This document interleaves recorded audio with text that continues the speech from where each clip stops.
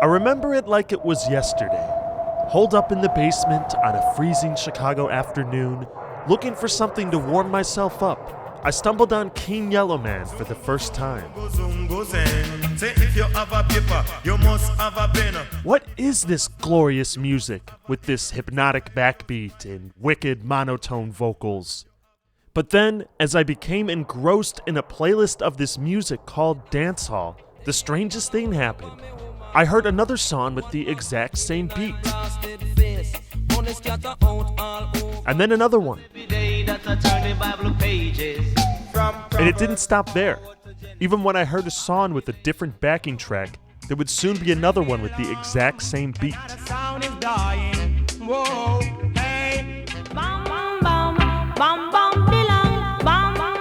Frankly, I was too cold and enjoying the music too much to care. But as I listened to more and more dancehall, I got curious. Is this some grand copyright conspiracy that I've just unveiled? Or is there something more to dancehall than meets the eye?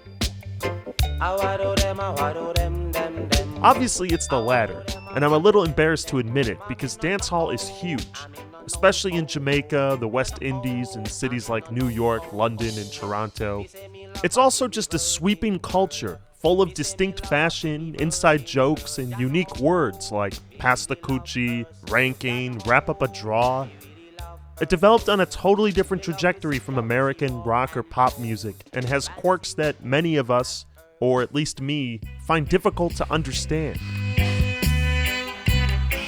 So yes, with the caveat that I'm a total newbie who just discovered this stuff some months ago, here is an introduction to dancehall. The smooth, weird, and wild music from Jamaica that has some explaining to do.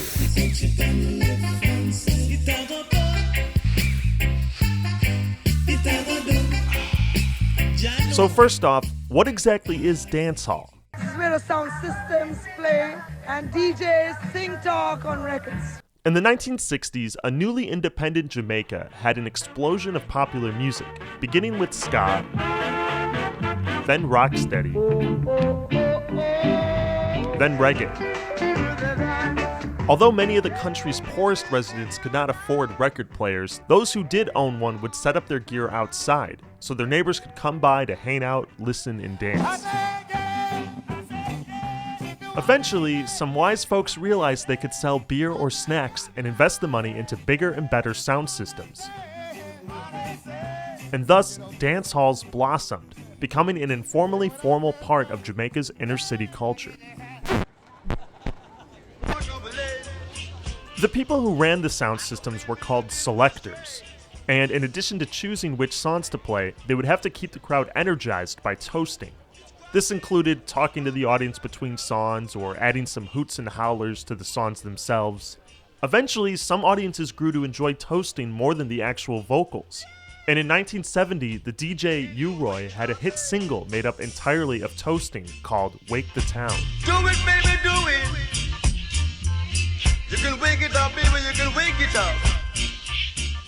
In a sense, this is the first song ever of dancehall as a genre of music. One person who enjoyed going to dance halls around this time was Kool Herc, who lived in Kingston until he moved to New York City in the late 60s. In the following years, he would introduce the Bronx to dance parties and toasting, developing the techniques on the mic and on the turntable that would soon become hip-hop. That part right there when the break, boom, I had to come in with bongo rock.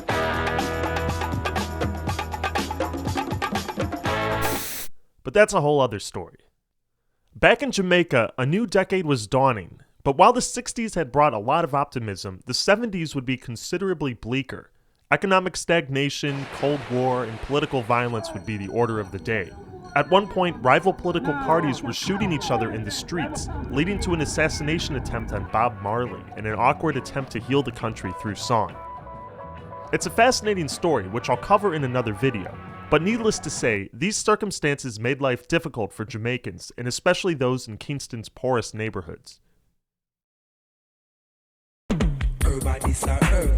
Many of dancehall's biggest stars would come from rough backgrounds. Sugar Minott grew up in the Maxfield Avenue district, a neighborhood that, while considered a ghetto, was not the worst in Kingston. Though his family could not afford a TV, he was lucky to live in a neighborhood with 3 major sound systems: He just had to find a way to sneak through the fence, since minors were not supposed to get in. Sugar Minott had a successful career in reggae before pioneering the edgier sound that would define dancehall in the 1980s.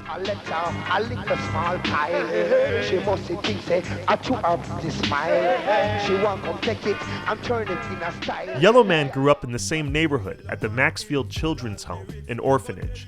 He was abandoned by his parents for unknown reasons, but likely due to some combination of poverty and his albinism, which was stigmatized in Jamaica.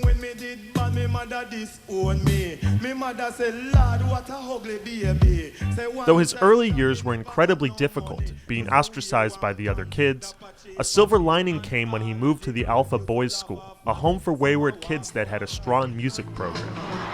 By the early 1980s, Yellowman was a huge success and one of the first dancehall singers to sign with a major American record label.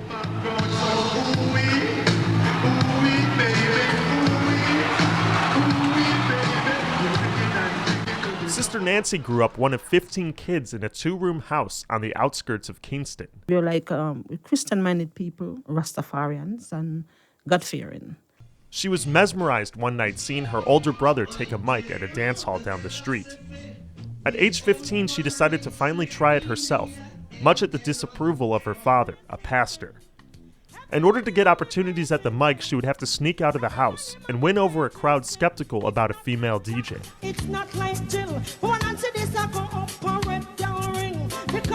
As popular as dancehall was, it was reviled by Kingston's more upstanding citizens. It was seen as crude and dangerous, a culture that promoted drug use, sex, and violence. But for those working-class kids who couldn't afford instruments, let alone music lessons, to perform in the city's upscale theaters, dancehall offered more attainable goals. They could aspire to become singers, DJs, selectors, or sound system operators. Or they could become an engineer, the person who created the backing tracks for others to sing or toast over. Starting in the late 60s, Jamaican record labels would put instrumental versions on the B-side of a single. Always trying to outdo one another, sound system operators like King Tubby began to process these tracks with reverb and delay, making them sound bigger and wilder at their concerts.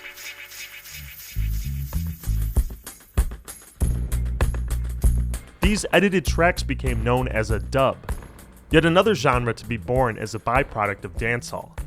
And yes, this is the same dub that would eventually lead to dubstep.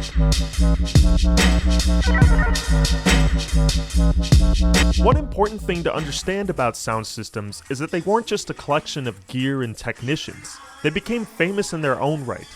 They operated more like record labels, with names like Gemini or Volcano, and they worked often exclusively with a handful of singers and DJs. People would often go out to see a sound system more so than the DJs that were attached to it. And one way sound systems could outdo one another was by paying for dub plates. Custom dubs that were only printed once on a single acetate record. So if the beat was a hit, the audience could only hear it by attending one of their shows. Of course, other sound systems could attempt to recreate it and have their own singers write melodies and lyrics over it. And sure enough, that's exactly what they did. Over time, a number of instrumental tracks would get so popular they'd become standards. When you dive into dancehall, you come across the word riddim. That's R-I-D-D-I-M. These are popular instrumental dubs that take on a life of their own, beyond whatever hit first spawned them. And there may be dozens, if not hundreds of songs using that same rhythm. For example, the songs that led off this video all used the Mad Mad rhythm, based off this song by Alton Ellis.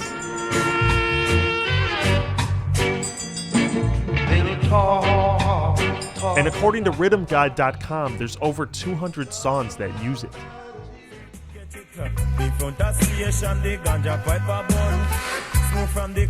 Another one you heard is the Full Up rhythm, based off this song by Jackie Mateau and Sound Dimension.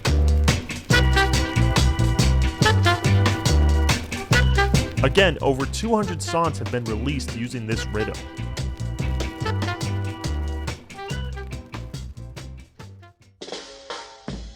In the early 80s, almost all dancehall rhythms were based off instrumental, rocksteady, and reggae tracks recorded back in the 60s.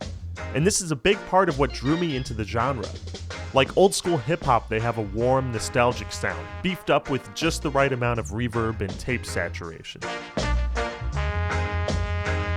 That would all change, however, in 1985, when the first digital riddim debuted at a sound clash between the King Jammy and Gemini sound systems.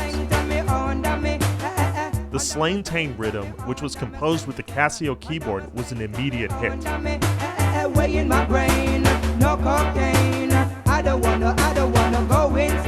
Again, you'll find countless more songs using this backing track. This is a song of the old time proverbs, including another interesting tidbit here. The bass line, which came preloaded on the Casio, was allegedly inspired by Hang On To Yourself by David Bowie. So file dancehall under another genre David Bowie may have helped influence. One unfortunate side effect to dancehall's open use of riddims is that the original creator rarely gets compensation. Likewise, singers would not always get royalties, even when their song was a hit. Everybody wanted to hear the voice on the radio. So if a producer approach you, we do them free because they don't pay you. After 32 years I did the song, they didn't give me the money for 32 years.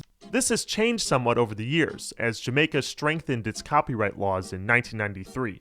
And more artists today are able to release music internationally, in countries where it's easier to win copyright disputes. Dancehall has continued to evolve with the new styles and technology of each decade. The 90s saw stars like Shabba ranks, while the 2000s brought Sean Paul.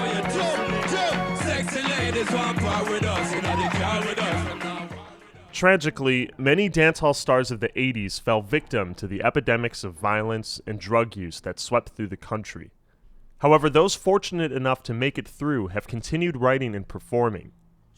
Sugar Minott was active for many years, including, interestingly enough, a spot on the 2006 Radio Dread compilation.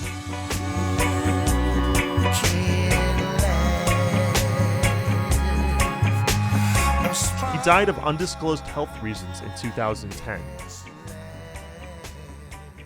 Sister Nancy relocated to New Jersey, where she left the music industry for many years, taking care of her family and working as an accountant. In 2016, however, she returned to music, due in part to renewed interest after she was sampled by Kanye West. She is still touring today.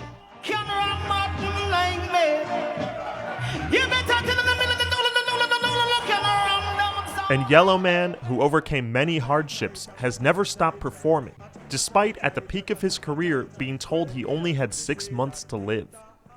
Being albino in a climate as sunny as Jamaica and being without access to proper care for most of his life, Yellowman was particularly at risk for skin cancer. After developing it in the late 80s and having it spread to his jaw, Yellowman required surgery that left his face disfigured. This, however, has done little to prevent him from touring and being one of the most popular dancehall acts in the world today. That wraps up this brief intro to the world of dancehall. Since there's probably a lot more amazing songs that I unfortunately wasn't able to include, be sure to drop your favorites in the comments below. Thanks.